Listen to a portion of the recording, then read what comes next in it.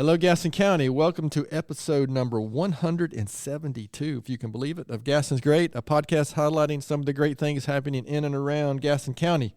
I'm your host, Stephen Long, and we're coming to you once again from the international headquarters of GSM Services right here in downtown Gastonia. We have another great guest today. I'm very happy to have Jennie Stultz on the podcast today, who is a woman of many talents and been involved with many things, most notably as a former mayor of Gastonia, past executive director of Gaston County Education Foundation, among many other community-focused endeavors. Jennie is a longtime friend and someone committed to our local community. I'm looking forward to hearing about her leadership and community journey. So, Jennie, it's great to have you on, and welcome to the podcast. I'm delighted to be number 172. Well, we got you here as fast as we could. That's all right. It was worth waiting for. Absolutely. So, Jennie, the first question we'd like to ask for our listeners is simply, just tell us a little bit about yourself, anything you'd like to share, and then we'll get into your leadership and community-focused journey. Well, I think a lot of people really don't know my original background and how I got started. Okay. My dad and granddad started one of the first car dealerships here in Gastonia in post-war. Okay. World War II. And the way they'd go get cars is they'd put 4 people in a car and drive to Detroit and pick up 3 cars or 4 cars and drive them back. Bring them back. So it was Thomas Motor Sales. And so I grew up in the car business with my Uncle Redbird, who a lot of people know, and my dad and my granddad. And so I was a post-war baby. Daddy came home from war, and Mama was engaged to somebody else, and she fell in love with Daddy. And oh, that's funny. So I knew that story. Well, she broke an engagement, and they got married, and so I was the first to come along out of 4. And in the early 50s, my granddaddy had a chance to buy some land way out in the country, for $10,000. And so he bought the land from O. Max Gardner, who had been a former governor of North Carolina, and he developed Thomas Acres and Gardner Park. Okay, way out in the country, right? Yeah, way out in the country. That's in fact, funny, after church, we would ride way out in the country to go see my granddaddy. So it started off with Thomas Acres, and all the streets were named after family members. There's Thomas Trail, there's Ruby Lane after my grandmother, some other ones. And then as Gardner Park got developed, Sandy Lane was named after my sister, and for some reason, I never got a street named after me, but, I lived through it. It was all right. Survived. So, I grew up in the car business and the house business, and we never knew what car we were riding in, and we never knew what house we were going to be living in because Daddy would sell it out from under us and we'd move again. So change was pretty much a part of my life. So that was really how I got started, and grew up in Gardner Park.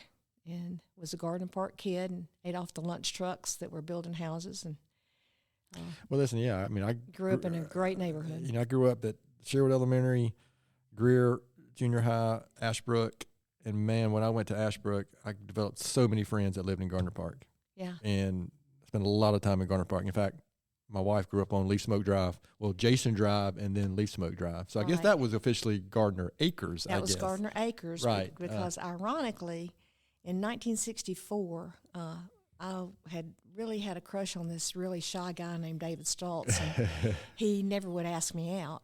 And so finally I asked him out, and I asked him to go to the Shrine Bowl football game with me because my daddy was a Shriner. And so it was a big deal, and we went to the Shrine Bowl football game, and my daddy died of a heart attack that day on our first date. Yikes. And Daddy was 41. And I was 17. I had a 14-year-old sister, an 8-year-old brother, and a 5-year-old sister. So my mom was left as a 40-year-old widow with 4 young children. So 6 weeks later, my granddaddy died of a heart attack. So the whole development company was gone in 6 weeks' time. So my Uncle Redbird, who loved cars, was stuck with developing land. And so Gardner Park basically ended at the end of Gardner Park Drive, and then Gardner Acres began. Yep. So that's where that started. Yeah, interesting. Yeah, gosh, I didn't know that. That's it's a lot to grow up a little faster than maybe you had to, huh? Well, that was a lot of what molded me, I think, as a person that a lot of people don't know. Well, so what about the story with David after? Well, the story with David after was the fact that David's mother, they lived on Gardner Park Drive too. They lived down the street, but David's mother was really not happy at all that we were dating because I was a wild girl. I was that wild Thomas girl. I didn't drink, I didn't smoke, I didn't mess around, but I had a red convertible and I blew the horn. Oh, okay. And that made me crazy, the wild girl. And she had every imagination. Girls didn't have convertibles, huh? Oh yeah, red convertible, blowing the horn, Back blowing in the the day. music loud. She was trouble. And she had all these visions that David would marry the homecoming queen. Yeah. And he married the one that got wittiest. So they were moving to Florida. Well, that's better for long term, though. His dad got transferred to Florida, and so they said, "You're moving to Florida." And David said, "No, I'm not." And by this time, we're sophomores in college. Okay. And they said, "You're moving to Florida." And he said, "No, I don't think so." And they said, "Yeah, you are." So we eloped. Oh. We were 19 years old, and we went to York, South Carolina, and got married. And our friends May and Royce Robinson went with us. Oh, wow. They were off in school, too. And they said it wouldn't work, and we'll be married 59 years in February. Oh, well, good for you. Wow. So that wild girl did all right. Yeah. Well, interesting. Officially, our first real date, yeah, my wife asked me to. Mm-hmm. Because I was just too dumb to see the writing on the wall, Imagine that, Rachel. And that was 30 years. Well, actually, that date was 35 years ago. So she's put up with a lot for But it works. a long. Yes. Yeah. I'm very, very fortunate. Some women have good taste, so they know what they're doing. I'll let that one lie right there. Of course, he was Janet will quiet. Janet will probably listen to this. He was the quiet guy, the quiet, shy guy, and I was the out there person. So he's reeled me in quite a few times in those few years. Well, you know what? I find a lot of that extrovert and introvert thing can work, actually, right? It frightens me to think of some of the guys that I dated. See a lot if of I that, had yeah. married them, it's the old Garth Brooks, thank God for unanswered prayers. Kind of Yeah, thing. it's funny how things it's funny how things do work out. So again, first of all, I've known you for a long time. I've been involved in our community for a long time, so I know a lot about your history in the community, your some of your professional career and how it ties in with some of your community work. So just maybe what we'd like to talk about here is just kind of leadership. How does community play into your mission, your journey? So can maybe talk a little bit about where along the line and what inspired you to connect those things together, and then how did that play in? Is that a fair question? I'm not a great Sure question, it is. but Sure so it that's is. what we want to hear about. But as I talked about growing up with a lot of change, Yeah. including Daddy's work, but also losing a father and being the oldest of four, and taking on that responsibility, that was life changing. And then being a bride when you're 19 years old. And people say, well, how did you manage to stay married? And I said, we were too poor to split up, and neither one of us wanted to go back home, so we had to make up. Yeah. But during my daddy's short life, which was only 41 years, I never knew him when he wasn't helping somebody. Okay. There was always somebody at the door needing help, and Daddy was helping them in a million different ways. And I think inadvertently he taught me that we needed to help other people. So as I went into high school, I was the chairman of the pep club. I know you're surprised at that. I was always volunteering, and without even realizing what volunteering really was at that point in time. Right.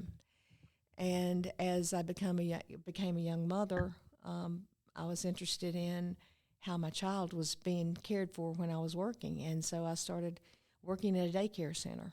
Okay. I had gotten a degree in medical records, and when David went back to school, he promised his parents that he would finish school. Well, we moved to Asheville, and I couldn't get a job in medical records, so I was a secretary at a beer distributorship. And the way I got to work was we only had one car.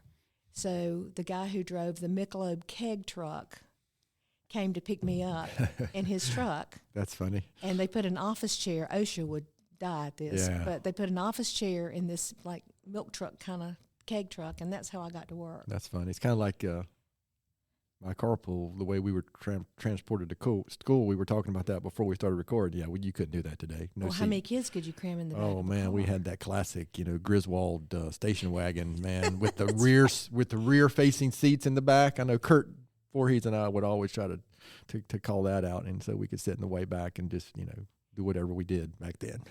Well, when I came back home, I was working for Orthopedic Hospital. Okay. And then I worked for Tom Eford for a while. And the funny thing about Tom Eford was that I was not a good typist. And his secretary had been a paralegal. And he wanted me to type a document one day on a IBM Selectric typewriter that had the little ball with the letters on it. Oh, yeah. And he was an attorney, so he expected this document to be signed with multiple copies of carbons. And I'm hunting and pecking, finding the letters. He said, "You can't type worth a damn, can you?" And I said, "No." I could hear Tom saying that. I'm a love goddess. And could not believe that I said that to an elder boss of mine. And he started laughing and he couldn't stop. So to this day, he calls me love goddess. Oh, that's good. I've had a few jobs, obviously. Yeah. But then I got involved with children, so I went back and got a degree in early childhood. Okay. And taught preschool for 17 years and became director of children's ministries at First United Methodist Church. And that's when I got recruited to serve on the Family Services Board and on the United Way campaign. That's how that starts, right? The other types of things that actually were related to my job. Right. And from then on, I never had to interview for another job. I was recruited for jobs. So one day, Becky Carter and Sandy Rankin, who were running Gastonia Clean City at that time, asked me to lunch. And if somebody asked you to lunch, there's no such thing as a free lunch. And they said, "We're both retiring." What's the ask? Yeah. What's the ask? We're retiring. We want you to take our place. And I said, "Well, I'm a preschool teacher." And they said, "Yeah, but you're involved in the community. You're the right person. We want you to take that job." So I went to work for Gastonia Clean City that ended up being Keep Gastonia Beautiful, which grew me into other organizations and be involved with the chamber. And was that about the time frame when the All-America City thing came about, or was that later? Actually, Gastonia became an All-America City when I was in high school, actually, but it was really something that was precipitated by Marshall Roush and Leon Schneider and T. Jeffers in 1963. Okay. When I had forgotten that. They, integrated the schools and the restaurants and the movie theaters long before the federal government required it. And so that was the first All-America City. Then when I ended up being mayor, one of the things I said is that we need to be an All-America City. Gotcha. So that's how the next phase started. And I do remember that. I mean, that was obviously a big deal. I mean, I remember that whole process and what a big deal that was. But before we move on, she mentioned a typewriter. Have you ever seen a typewriter, Rachel? You know what a typewriter is? Okay. I was just curious. My husband still has one in his office. Well, one of the funny things about when I went off to college, I'm old enough that's what this was pre-computers. So my parents gave me a typewriter to take off to college with me, and I used it for a year or two. Sure. And then at NC State, we did have an on-campus linked computer system. And that was the first one ever at NC State. It was an engineering, connected system. You probably had a floppy disk at some point, yeah. And then I got a Radio Shack, something, and we had the big 5x5 or whatever those were, floppy disk. Yeah, that was. I thought I was hot stuff, right? Oh, you were. You were carrying your whole life in this little card. Yeah, that's funny to think now, and then what we have in our pockets now compared to that. So because we were some of the first people in Gastonia to have a television set. Oh yeah. And the screen was like 12 by 12 or something like that. Yeah. So, all right. You touched on a good bit of things. So who or what inspired you to make that link? And so when they sat down with you at lunch that day, I'm going to assume that kind of sent you on a journey toward being mayor later, I would assume. So how did, what got you, what kind of said, this is what I want to do. Community is important. Or was it just the volunteering back in high school and that was part of what you did? Unbeknownst to me, it was a it was a track that I was taking that I didn't know that I was on. Sure. I think that happens more often than we think. Yeah, and you can identify with this. You know, sometimes you end up being the person who gets tagged to serve on every nonprofit board. Sure. And every fundraising campaign. And so I got involved with so many different things because I had so many interests. Yeah. But in the process of running a volunteer organization and encouraging people not to litter and to recycle and to plant trees, then you ended up, working on a volunteer base, getting people enthused. It was kind of like Tom Sawyer painting the fence.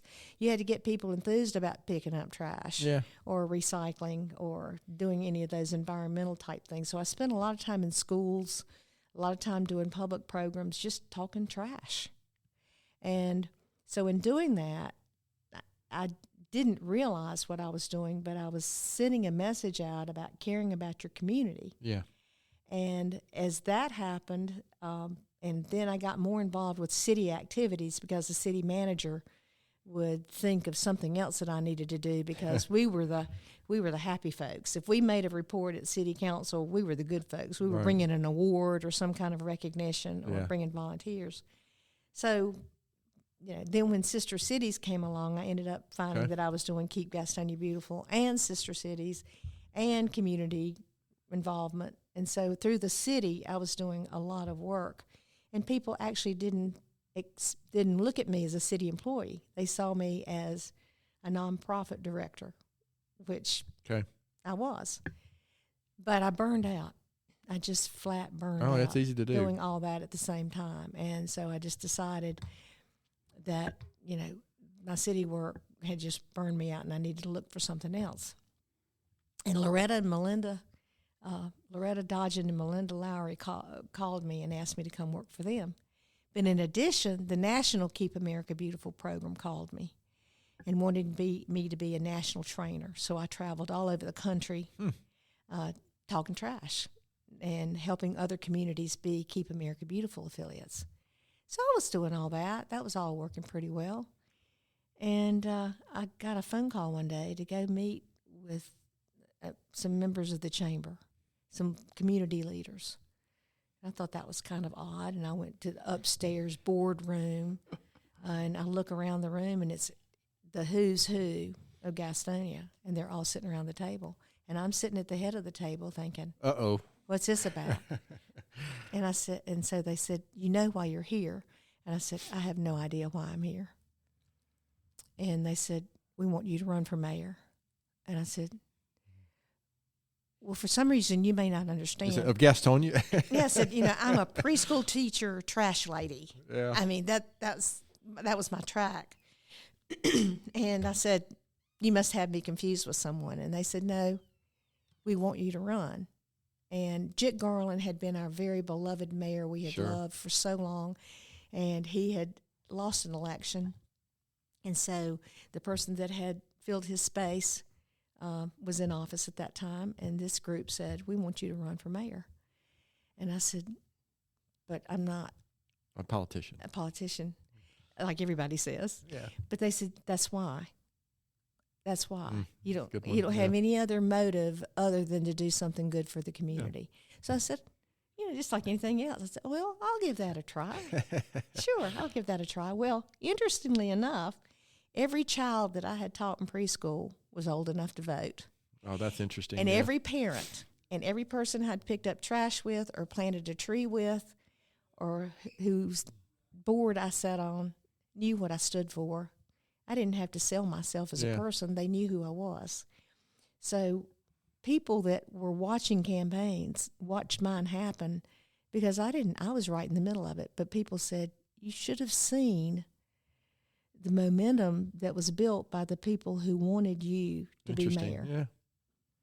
And as I ride by Martha Rivers Park, and I remember holding a fire hose with a prisoner from Dallas, making that rubber flooring on the Martha Rivers Park together in my Mayor Jennie shirt.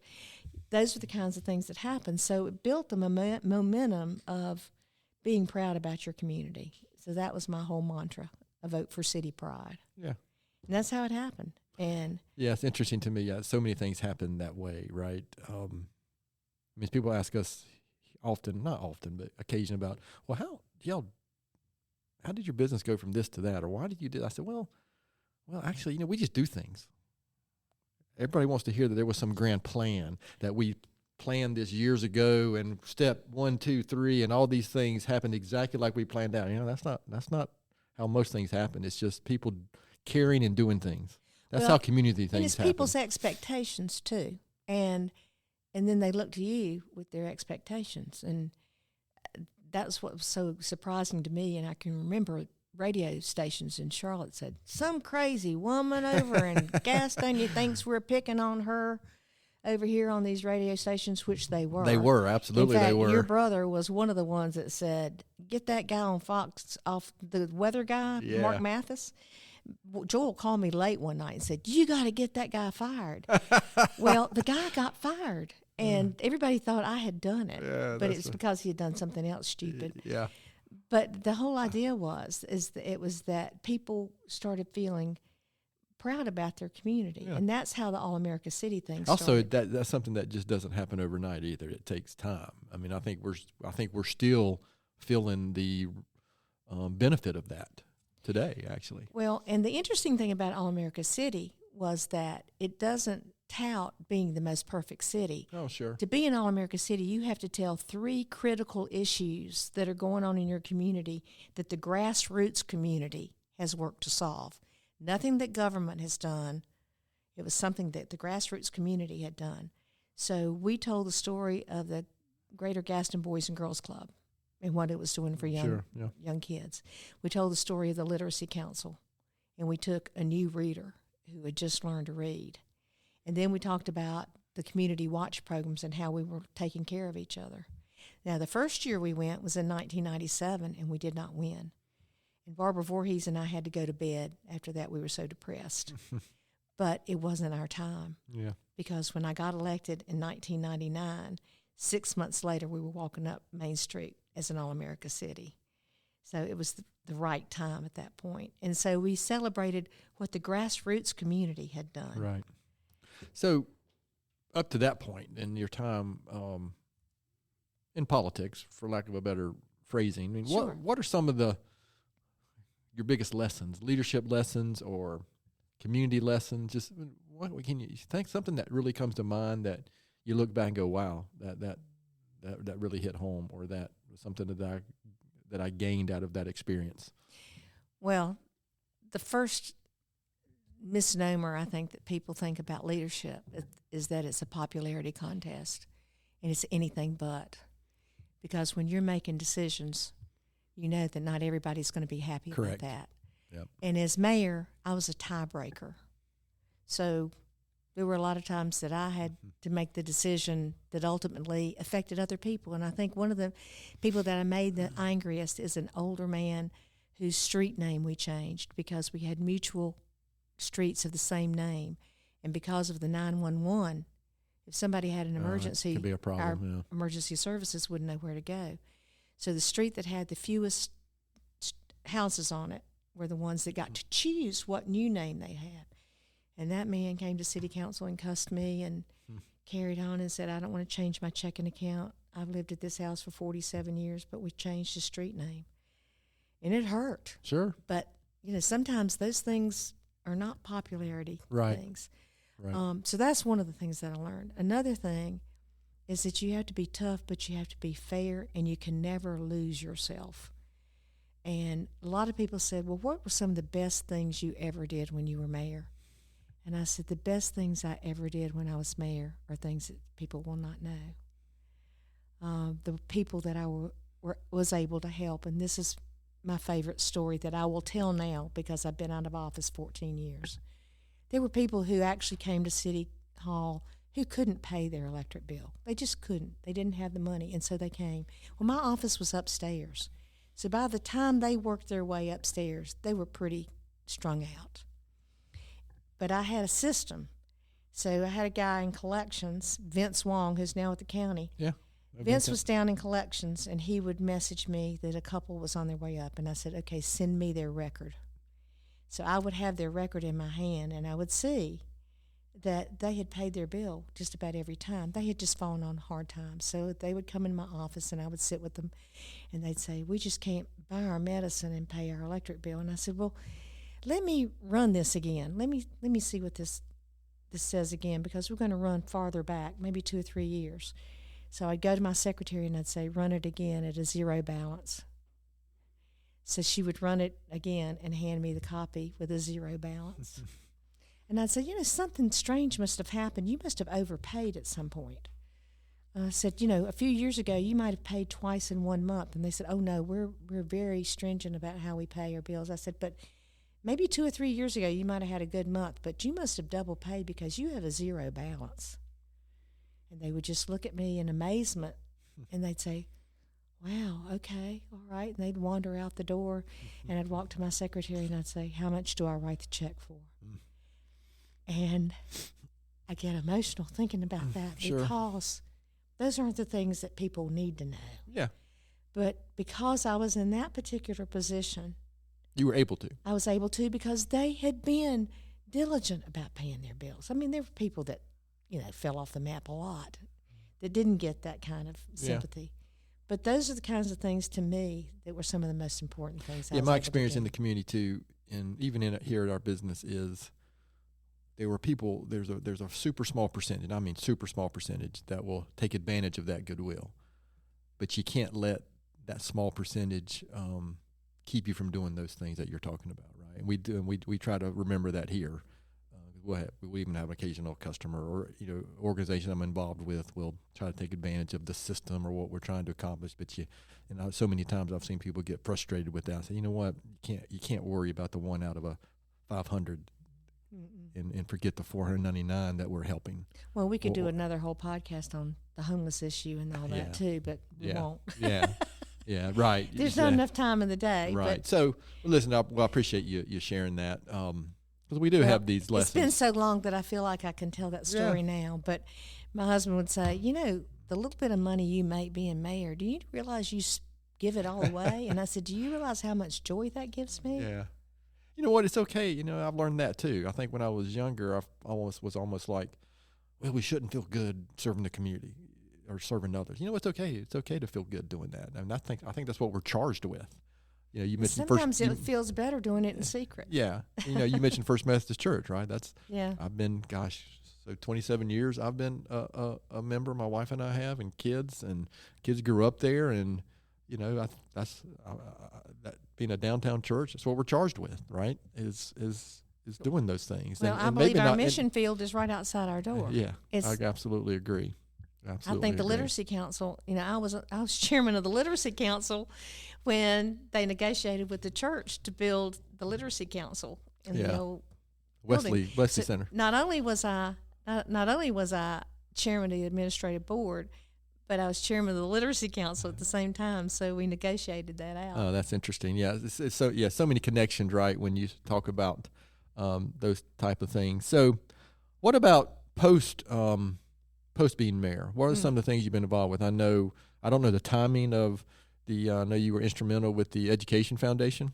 Well, I was, but being mayor does not give you a salary. Oh yeah, I know. Yeah. I mean, it gave you enough to pay people's electric bills and get my hair fixed. But after I was mayor, during the time that I was mayor, I was still working for Keep America Beautiful and traveling.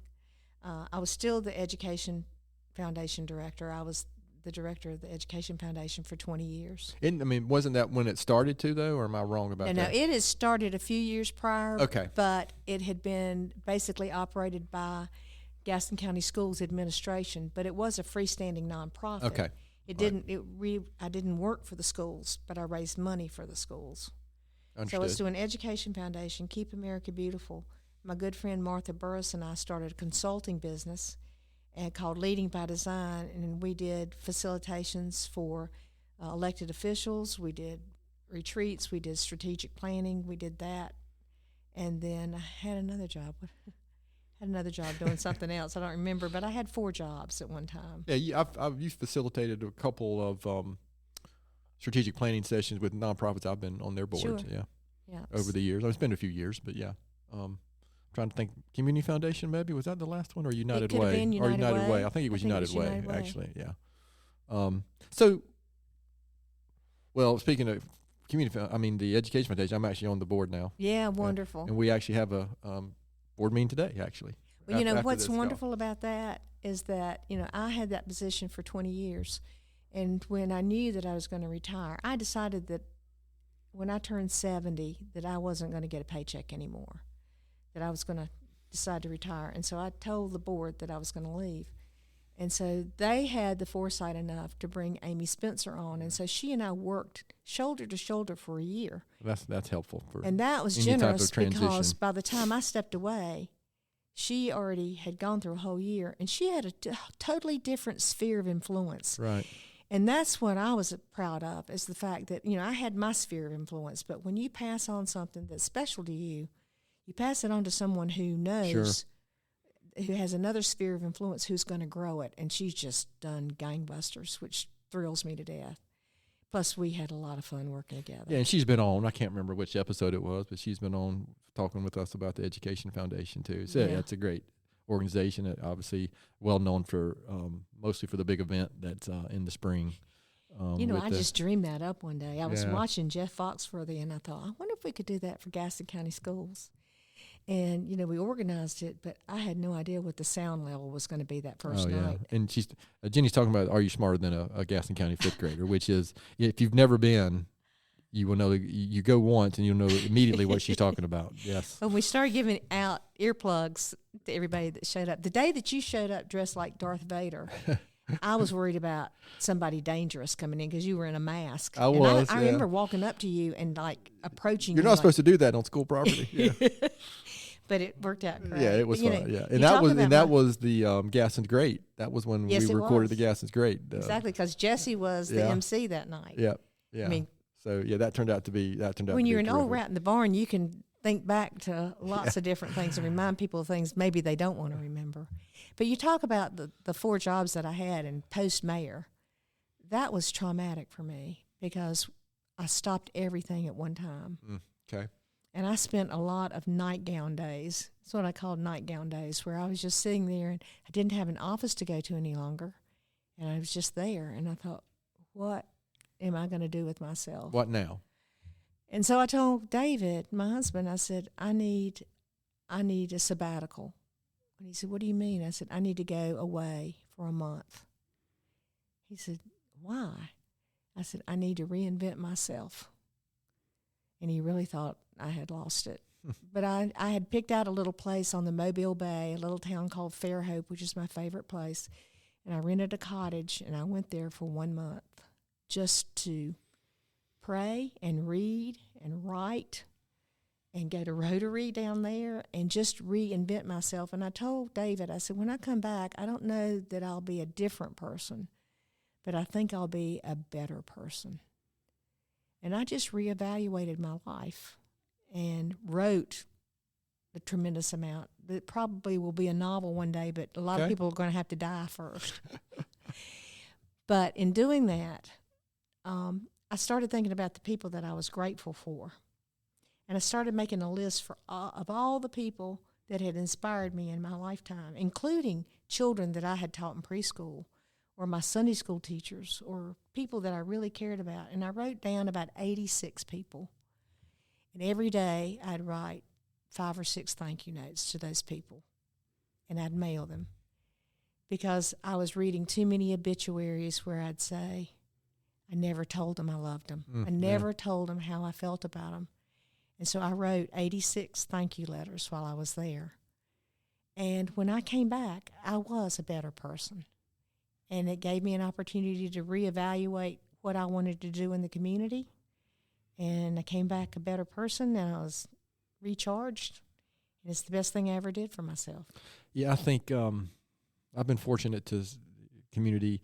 I've been fortunate to meet a lot of mentors. And what you just described is something that I've read a lot about. And I've done a little bit of that, not to that scale of thinking individuals, but man, before you know it, it can be too late, right? I mean, so it could be too late. Yeah, and then the second piece, what I heard you talking about is that reinvention. I think my experience is that it's okay to do that. And if you're fortunate enough to live long enough, I think you actually might reinvent yourself multiple times. And I think so. And can, because, like the person I am at 55 versus say 25 before marriage and kids, college, high school, I'm a completely different person. I view the world differently. My definition of success is different. What I'm doing day to day is different. Even here, I've been fortunate enough to be able to do different things and reinvent myself, community, church, whatever, right? And so I greatly appreciate you saying that, because I don't think I've heard anybody on 171 previous episodes really talk about that specific thing. So that's something that, you know what, if it's okay for Jennie Stultz to reinvent herself, then it's okay for anybody else to do that. It takes a lot of guts to do that. First It of all, does. to convince your family that you're going off for a month. And David said, well, I'll just hang out with you for a few days. And I said, no, I'm doing this all by myself. I was in a town where I didn't know anybody. And so I had to do that. Yeah. I had to be introspective. But, And did you go by yourself? I went just by my. Well, Okay. David drove me down there because he thought I was going to be staying in a van down by the river. I mean, he really did, because I remember packing my stuff and he said, "You need to take a gun." I said, "Do you think I'm staying in a van down by the river?" And so we go driving up. He drives me down there, but I had a plane ticket for him to go home, and we drive up to this beautiful house on the bluff overlooking the Mobile Bay, and this precious little cottage, and this family with their dogs and their kids come out. And David said, "I think you're going to be okay." Oh, that's good. And so I put him on a plane, and I spent the rest of the time on my own. Oh, But I think that's terrific. Yeah. Well, that's and great. and another thing that I do intentionally is when I really care about somebody, and the other person that I know that does this is Natalie Tyndall. And Natalie says, "Jennie, I want to be you when I grow up." And I said, "But Natalie, I want to be you when I grow up." But Natalie shares that joy, and when she cares about you, she makes no bones about telling you that. That's true. And I do the same thing. And I think of people that we have lost in the last few months, and when I find out about it, I say, "Oh, they knew I loved them." And Yeah, that's important. yeah, and well, of course, I think of Teet, who we just lost today, and I spent a lot of time visiting him and sending him Father's Day notes and those kinds of things, because he was my father figure. My dad had died, my uncle had died, and Teet was the one who kept me in line and would question me, and he was madder than the devil when we rebuilt the Garland Center, the old courthouse. It had burned. He and Bob Adams came into my office when I was mayor, and they were wow, Bob mad Adams, as yeah. wet hens. They both had on little pork pie hats. And they came in, they had all these notes written on a little square envelope. They'd had breakfast together. And they were telling me all the reasons why we shouldn't rebuild that old building, that old burned out building. And I said, well, first of all, we're going to get historic tax credits, and we're going to get some money to build it. Well, anyway, you're not supposed to be doing it. And I said, well, we're trying to make it easier for people to do business with the city and come to one place. Well, that's still not good enough. It's an old building. It needs to be torn down. And I said, well, and then another thing is we're going to name it after Jack Garland. And they said, okay, well, have a good day. That's pretty good. Well, for our listeners, we're recording this, October 22nd, and right before we started recording, Jennie got a note from someone in the Pearson family. So, and we had a great discussion beforehand, because I've had the good fortune for 20 plus years to be able to sit occasionally with Teet and Joe at Rotary and just listen and learn a lot, and served on some boards with him over the years as well. So again, I appreciate you bringing that up, because those, gosh, I don't want to overstep myself, but those icons, those people that I've grown up seeing, including you, seeing how you, what's the word? I use this phrase in other podcast episodes is, y'all are just homers for Gaston County. You want what's best for Gaston County, and you do things to try to make the county and our community better. And that's required. You got to have people doing those things in our community, or it's just the same old. Well, and and they're doing it into their hundreds. That's right. Into their hundreds. When I was running for office, and I asked Teet about my running for office, he said, "Well, don't you think you're a little bit young?" And I said, well, Teet, I'm 53. How old do I need to be? And he said, you're 53. Oh, that's funny. And I said, yes, sir. I said, you're still sitting around those board tables. I said, because I'm there with you. And I said, when are you guys going to pass the baton? But you know what? They never really passed the baton. Right. They held the other end of it because sometimes you were falling and you need to be held up by the other end of that baton. Well, there also got to be people around to pass it to. You're exactly right. Right. I mean, that can be a scary, that can be a kind of a scary and uncertain thing. So, well, that's my legacy, though. I've told people, I raise a lot of money, and I don't have money. I don't have money. But I've told people that I was raising money with, I said, my goal is to grow people. I like to grow people. And when I was mayor, I had a youth council of high school kids who some lived in basements, some lived in mansions, some got, Moorhead scholarships, some are waiters and waitresses, but they grew me. right. And so if I can't be wealthy enough to fund buildings and things like that, if I can grow people, I feel like I've made my contribution. Yeah, that's a terrific legacy, right? And you mentioned earlier about some of the kids, when you were running for mayor, they were old enough to vote then. I had a similar experience, to First Methodist Church. I coached through the youth sports program for 10 or 12 years, and a lot of the kids have graduated college now. And it's so I'll occasionally see one of them, and they'll still call me coach or whatever. You're right. I mean, that is so rewarding, and they don't look at me like, yeah, you were that jerk of a coach. We'll have a conversation. They remember it was fun. I mean, of course, I got more out of that than they did. I'm sure. Don't we though? Yeah.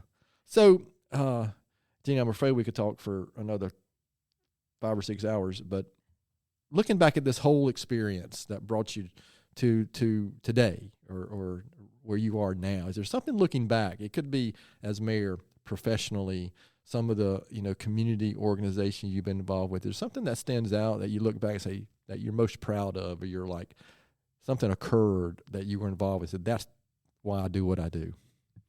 I know it might be hard to narrow down. Well, it is because I served as mayor in probably the most difficult decade that I could have served in, because I was elected in 1999. 2000 was euphoric. We won All-America City. I ran unopposed. It was just euphoric. 2001, 9/11. Yeah. And I'm mayor. And I'm being called in to sit with all these emergency folks to determine what the next shoe might be, because we thought it would be Charlotte. We were pretty sure it might be Charlotte. Uncertainty, chaos. Second largest financial center, 2 nuclear power plants. Oh, yeah. And I'm sitting there thinking, wait, whoa. And David calls me and he said, we're on our way to the mountains. And I said, I can't go. Yeah. So that was a tough time. People were coming out of that. And, of course, everybody's trust level, people were worried, that kind of thing. And then in 2007 and 2008, the economy crashed. Yep. We wanted to rebuild downtown. Well, there wasn't a nickel's worth of private money that was going into downtown. So we helped build the Rotary Pavilion. We built the conference center using hotel motel tax. We did what we could to kind of keep the economy going. And it was a very difficult time. But also, I'm not a really religious person, but I'm a spiritual person. And there's a Bible verse in the book of Esther that says, for such a time as this. And I really do think that the time that I was supposed to be in office was during that difficult time to try to keep people's heads up. So that was a learning experience for me. And I took a class where I had an opportunity to go to Harvard to a JFK government school for a month. And one of our professors said, leadership is like being on the dance floor. When you're on the dance floor, you're smiling, you're engaged, you're listening to the music, you're kind of chatting up with somebody else, everything's going on, everything's cool. But you need to go up on the balcony. And when you go up on the balcony and you look down, you see who's not dancing. You see who hasn't been asked to dance or who's not engaged or who's not involved, or who's dancing but not really happy about it. And he said, you're not a good leader unless you get up on the balcony. And I think at this stage in my life, now I'm 78 years old, so at this stage in my life, I'm on the balcony a lot because I'm trying to see who's down there that needs to be dancing or needs to be happier about where they are. Yeah, I'm a big leadership study guy, and one of the guys I follow is a guy named Jocko Willink, and he has a great book called Extreme Ownership. And anyway, but one of his things is that he's an ex-military guy, but he calls it you have to detach, and it's the same concept. As you can look at the bigger view, you can see who because when you're a leader, you can't focus on, say if you're leading 20 people, you need to know what all's happening with all 20 people. Right, it's not just the one that you interact with the most, or whatever. So that's that good leadership. You can get caught up in whatever's great happening that day, or whatever's the worst thing is happening that single day, right? And lose sight of the bigger picture and the longer term stuff that's going on around you. So that balcony metaphor, that's a good one. The balcony metaphor, that's a great one. And then what really frustrates me and makes me sad about politics today is that it's not about serving the people. I mean, too many times it has just gotten out of control, and people have different ideas about being in political office and what it does for them. And that frustrates me. So, I guess I'm old rat in the barn, and I'm like Teet saying, aren't you a little bit young to be doing these things? I'm kind of living in his footsteps, but I guess being on the balcony is really important because then you can help connect people. Yeah, that's great. That's a terrific image, and I appreciate that. What's next for Jennie Stultz? Well, I'm really busy right now because I have all my teeth, and I speak in complete sentences, and I'm a great-grandmother. Oh, wow, great-grandmother. I have 4 great-grandchildren. Wow, I didn't know that. That are 5, 4, 2, and 1. So that's one of my... I assume you're spoiling them as... I don't spoil possible. them. I spoil them with experiences. I mean, we have an only child, Amy, and she said, my parents never spoiled me with material things. They spoiled me with experiences. Oh, that's good, yeah. And so I don't give gifts. I give experiences. And so that is my family is extremely important to me, like everybody's is. But I'm working with the Dream Center Academy because it's the greatest organization. It's the greatest volunteer organization I've ever served because we're growing young people. Yes. We're watching kids who probably would not graduate from high school who are now graduating and going on to college and going to trade school. Yeah. Roxanne was on, within the past 2 years, and she had a few of her kids from the first graduating class. Yeah. And it's one of our most listened to and watched episodes because they were impressive kids. Well, yeah, and they really were. That inspires me because I help grow people. So as long as I'm growing people, even if it's little ones, little great-grandchildren. And I think our youth are not exposed enough to that leadership and that what's possible, Well, you've said it. It's what's possible because they have a realm. I can remember when I was mentoring in the Gaston County schools, and I had 2 young girls that I mentored, and both of them dropped out of high school, and both of them got pregnant. And I told the high school principal, I said, I'm going to quit. I've been a failure. And she said, I'm glad you feel that strongly about yourself. And I said, what do you mean? And she said, how much time do you spend with these kids? And I said, an hour or 2 a week. And she said, they have the rest of their lives. She said, but you have to use this analogy. And this changed my life. She said, you grew up playing football rules. There's a certain number of people on a field in a football team, and certain goals and certain ways to score. But these kids grew up playing basketball rules with a different number of people on the court and different ways to score, and different ways to succeed. You cannot walk on a basketball court playing your football rules. Interesting. Wow. And by doing that, that's pretty profound. When you want to change a young person and they have grown up with basketball rules, it's really not fair. Now, you can open the door to some football rules, sure, and they can take them or leave them, but that had a lot to do with it. That's that classic, I don't know how to describe it, but that kind of projecting our own experience on others and expecting them to just understand. And well, what do you mean that? How your experience is not the same as mine? I can remember people saying to me, how do you know about being poor or being hungry? And I said, we were poor. Yeah. We were hungry when we were in college. Yeah, that's interesting. Gosh, there are some questions I want to make sure we cover before we finish, but is there anything that I haven't asked that I should have asked? Anything you want to make sure you say? Of course, before we finish, we'll give you the last word before we close this episode out. Your last limited word, because we don't have a 5-hour, we have a 5-hour time limit, Jennie, but anything that I haven't asked that I should have asked that you want to make sure we cover? Not that I can really think of. I think you picked me clean. Pretty. All right. So remembering this is we're trying to share reasons why Gaston County is such a great place. And so from your perspective, what the overall just broader sense, why would you say Gaston County is such a special place? Well, it grew me. This county grew me. There were people who believed in me and expected things of me that I didn't think were in me. My high school history teacher was Helen Marvin, and I was not a good history student, and because I was in love with this guy sat next to me. But as an adult, she kept saying, "You've got to promise me that you'll run for office in my lifetime." And I said, "Helen, I was not a good student." She said, "You've got to promise me you'll run." Interesting.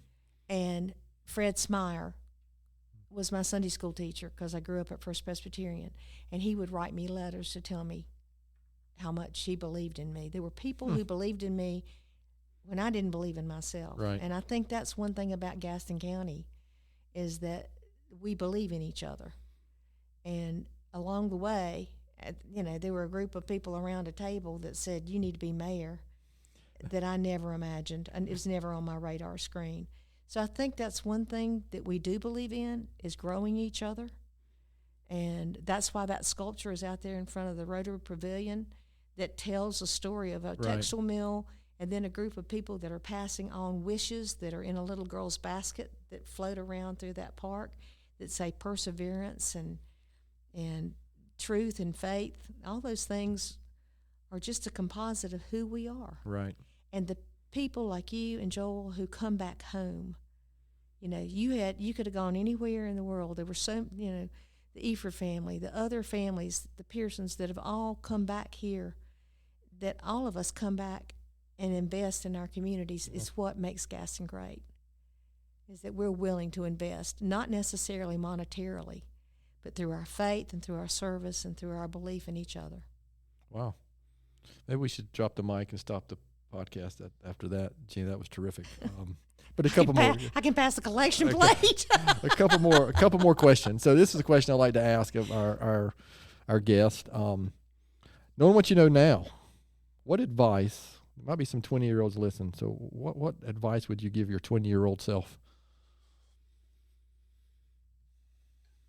Well, I had to think about my 20-year-old self. My 20-year-old self was married, working in a beer distributorship so that my husband could finish college, so that I could finish college at the age of 31.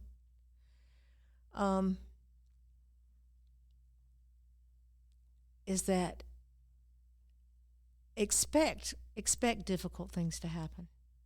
Don't always think that the world's going to be just laid out for you. In fact, I'm really glad. I'm not grateful that I lost my dad early. I'm not grateful that I had an addicted brother.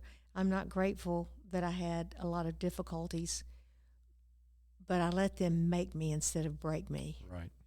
And I think as a 20-year-old, the world is so large compared to what it was when I was 20 years old, is that the world can swallow you up. I think you've got to have mentors, you've got to have role models, and you've got to be true to yourself. You can even search those out too. Yeah, and people that were my enemies, I called them my enemies when I ran for office. It was just because I was in politics. They'd say, you were tough, but you were fair. Yeah. And that's the best compliment that anybody could pay me. Yeah, I think it was, I'm paraphrasing, I think it was C.S. Lewis, who one of his I'm a big quotes guy. Yeah. And I think he said, I'm not, it's not going to be exactly right, but he basically said hardships can prepare ordinary people for extraordinary things.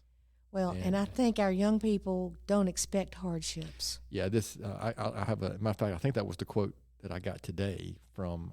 I subscribe to multiple little daily things. I read your post. And well, thank you. Your messages. One I think today's was from C.S. Lewis, so the topic this week from that one is resiliency, and I do think there's a resiliency opportunity we have with young people today.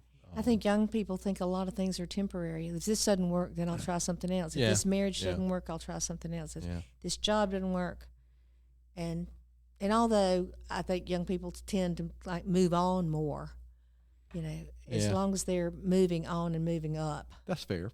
Progress, some type of progress.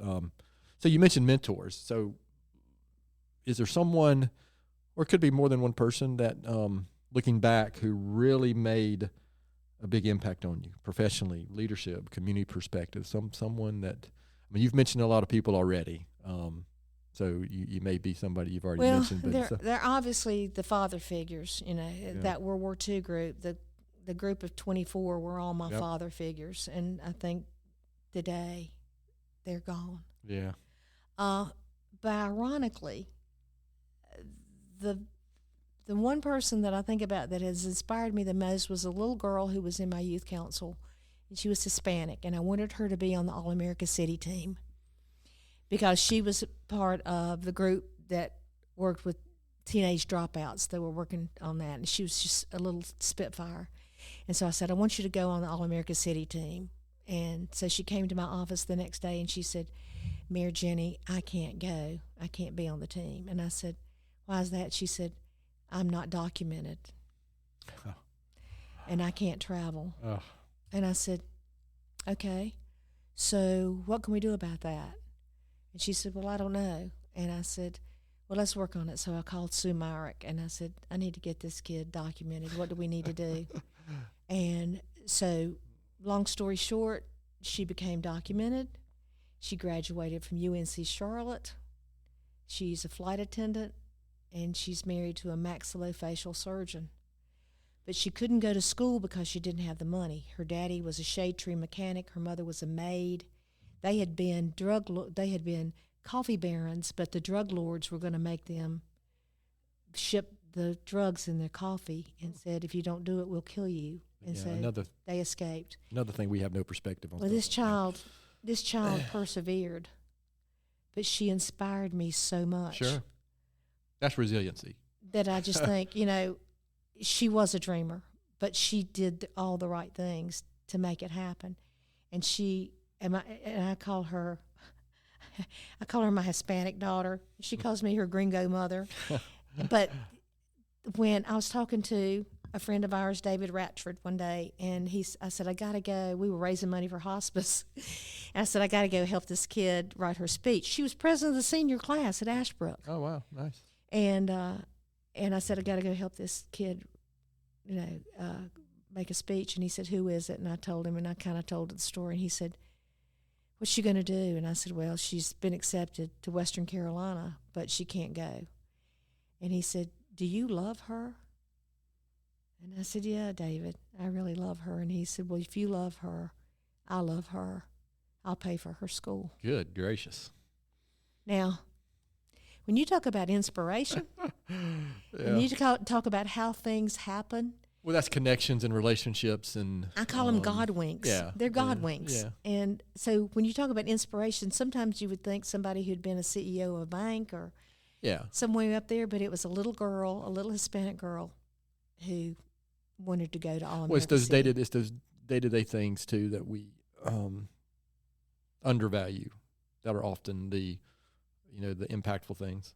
Yeah. We think it's got to be some gigantic thing that happens, but it's really not. It's either the small things, and then progress happens with the accumulation of all those small things, and that's how real impact is made, in at least my experience. But I can't go without talking about my husband, who is that shy guy that I invited to the football game, who is like a fisherman, and he sits on the bank, and I'm the lure, and I get way out, and I get over my head, and I get gobbled up, and he just reels me right that's back good. in. And he's the one that's kept the lights on for me when I get home in the middle of the night. So, you talk about inspiration. He's been the one that's kind of kept me, Well, that's good. I appreciate you from saying falling that. off the ledge. Well, yes, and again, I've known both of you for a good long time, and for both of you, I just think of, I don't know, transparency and integrity. Just like I said, the homer for Gaston County, and someone who are people who develop relationships, and if you say something, that either one of y'all say something, you can count on it.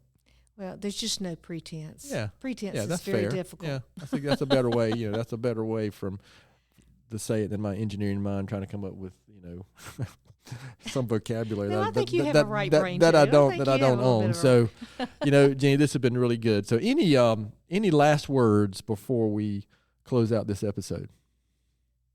Well,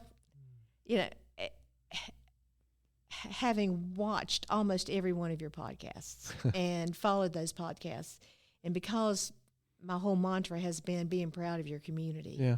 I'm grateful for this podcast. I'm grateful for the things that you have brought out to the community that we need to know about. Well, thank you. Yeah. Because we need to keep being reminded. Everybody needs to be reminded about the good things. With a quote from John Kennedy, there's nothing wrong with this country that's not right with this country. And right. I feel like the same way with our community. Yeah, absolutely. And so thank you for keeping us. Well, you're welcome. And it's been a good mission, and I've met so many great people. A lot of them I already knew. I didn't know their stories, but frankly, in the last 4.5 years, it's helped me. Matter of fact, and talk about God winks, the first episode we recorded was literally the week before we had that shooting here. So the timing, you look back and you wonder about timing of things. Yeah. I mean, the odds of that occurring. So I immediately had something to do that I could focus on to remind me that there are good things happening around us, right? Yeah. Because there was a time period after that I thought, this is... Well, and the whole community ached. Oh, yeah. The whole community ached for you, and that's another thing. Our community aches for everybody. No question. I agree.